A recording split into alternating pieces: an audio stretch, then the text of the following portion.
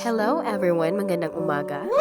So bago po natin umpisahan ang ating storya ngayong umaga, paki-hi po sa lahat ng mga Cebuano out there kagaya ko. Hopefully guys, magugustuhan niyo ang ating storya ngayon. It's all about love. Wow. Ito na nga guys. What is love? For me, love is not only an emotions. Hindi lang po ito emosyon. Ito po ay commitment sa isa't isa. And if you're not yet ready to enter love, just focus in your life. At kung nalaman nyo na ang sarili nyo, kilala nyo na ang sarili nyo, at alam nyo na ready na po kayong magmahal, that's the sign guys na pwede na kayo. Capable na po kayong magmahal. Sabi nga nila, love yourself first. That's the fact, guys. That's the fact that we need to know. Kasi, ang hirap magmahal kung hindi mo naman alam kung paano mahalin ang sarili mo.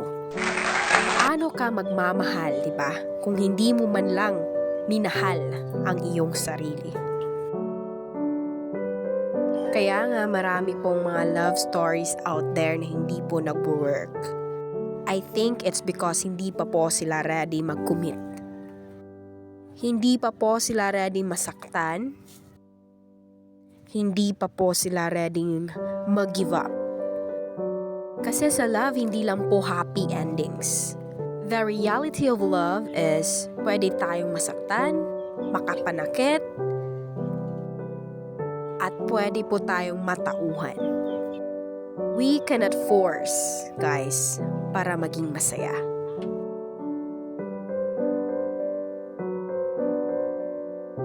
Sadyang ang sakit lang talaga about love is there are no rules for everything. The reality of love is it is painful. Because there is no perfect relationship.